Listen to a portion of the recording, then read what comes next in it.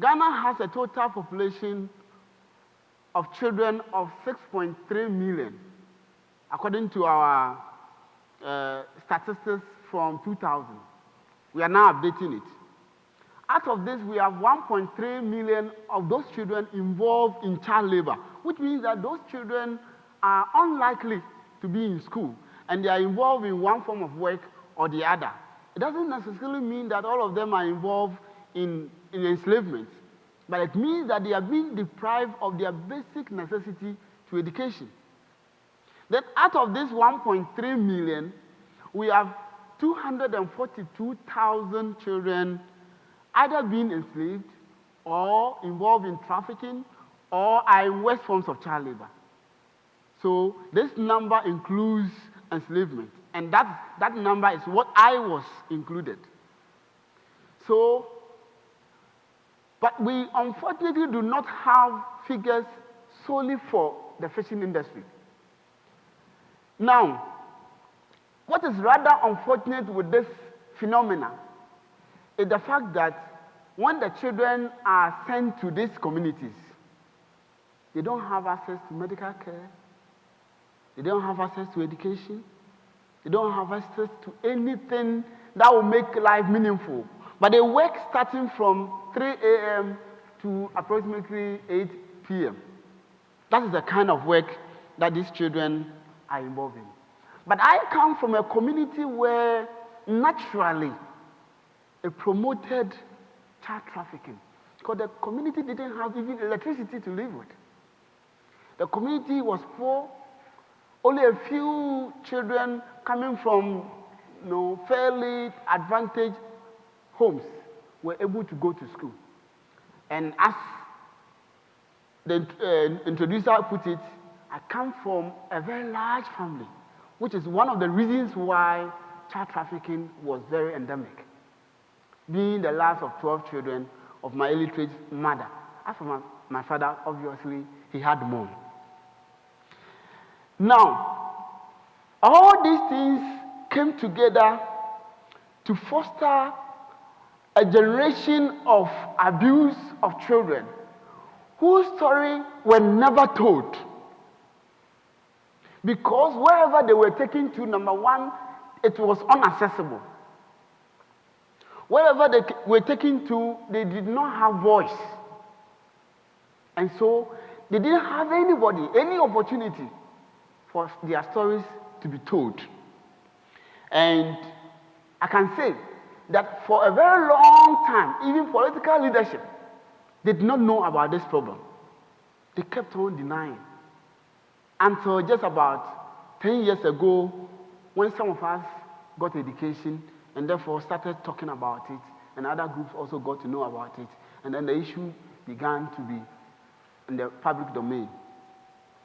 Some of the severe causes of this have been ignorance, because people believe that my child, if I give my child to businessman A, my child is going to have better life wherever he's going than when the child stays with me. And sometimes it makes sense, because the person can't even afford 1 meal a day. The person is living under $1 a day, with all the family. And so he believes that by giving out one child, he would have less and less number of children to feed. So it makes sense for him or her to give out more of the children. For me, the important thing that all of us perhaps would have to think about is, having gotten to this level of abuse, of deprivation, of enslavement, how do we solve this problem in a way that will be sustainable? Would we have to continuously rescue children from enslavement? And would it not be that as more children are rescued from the enslavement situations, others will be thrown back into it? Can I have the... Just to give you an idea of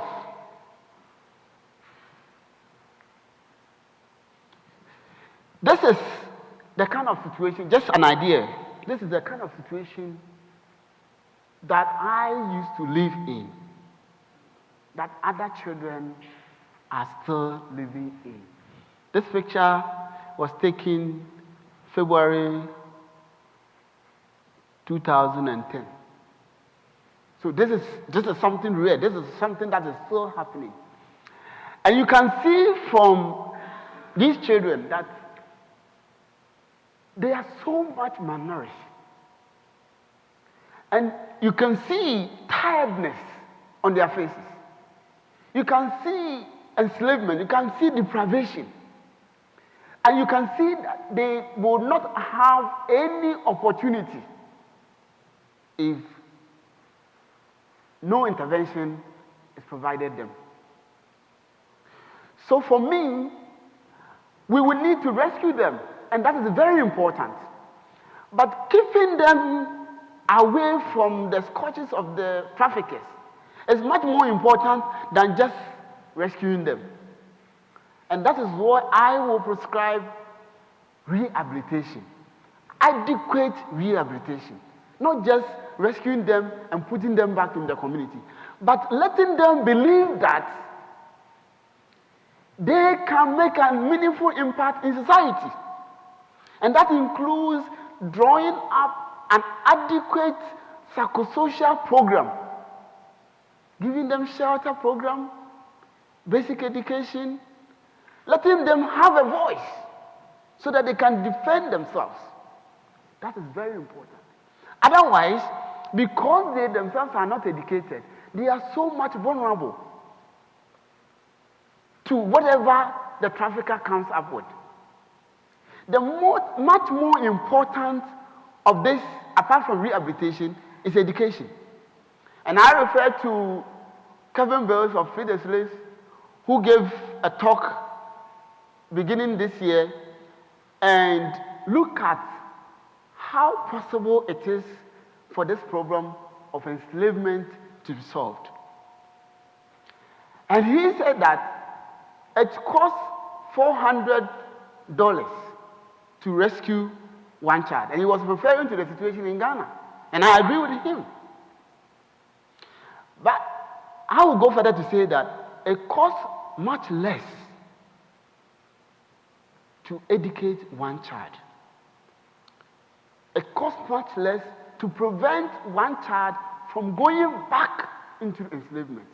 So my prescription would be to rather get the vulnerable, the at risk, those who are vulnerable to the traffickers, educated. If you get them educated at just $240 per year, you wouldn't have to spend a lot of time and money rescuing more children. And that the children themselves will be empowered. Of course, for me, I have a master's degree now. Nobody can take advantage of me at the moment. You can't enslave me because I know my rights. I've read wide and enough. And I know my rights as well. But even with all the laws that are promulgated in the country, we have the Human Trafficking Law, we have the Children's Act, we have the Domestic Violence Act, and all of that. The person the law is protecting is not even educated to read it. So for him to feel much more educated and protected, you have to give that person education. And that is what they need to survive. Now, all of us, all over the world, all the inventions that has come, the greatest things that has been done are as a result of experiences. And I believe that my final prescription is to get survivors of child trafficking network together, something we could call Child Trafficking Survivor Support Network, which will bring together those who have gone through experience and but have escaped and have been able to get education to tell their own story, so that people will know, so that other people will not be vulnerable to it. Because if somebody who has not gone to the situation is telling the story, you are telling the story from a distance, from the perspective of somebody else. But if they themselves will come together, form a network, and tell their story, and join the movement, then there will be an assemblage of passionate, energized people at the forefront of ending child slavery. That, of course, need resources. And therefore, that is why all of us are needed in helping to end child trafficking. It is something that is unimaginable. I believe that some of you have known my story and have shared in my story. As an adult as I am, I still live with the menace of child trafficking. And sometimes it's so painful that I just shut my mouth, my ears, and I wouldn't want to remember. Because it's awful. Because sometimes I feel like the level of enslavement that I found myself in has become more or less an albatross. I want to remove it, but it follows me. And that motivates me to do more. And it will be important that if we get more and more people in the movement who have experienced it, then that menace, that enslavement will end. Until then, other people who are ignorant will still fall victim to all of that that's happening. Just recently, and that will be my last thing, just recently,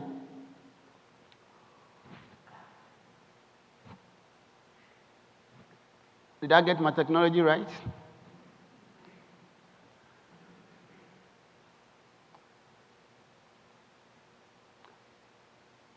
Oh, good. Just recently, we had the privilege of leading in the prosecution of a trafficker. And he bought 2 children for less than $70. 2 children together. And used these children for 2 years. That was a negotiated number of years. But because he thought that at the time of buying the children, they were too young, they couldn't contribute to his business as much as he wanted, he kept the children for 3 years. We went in to rescue these children. And he said that no way, he was not going to give us the children. After persistent attempts, he finally, because the police came in, he finally went to the lake, the big lake, pushed the children into the lake, and asked them to swim as he moved the canoe back. As a way of letting them know, and other children know, that he cannot do that. They cannot just run away. And then we did the prosecution.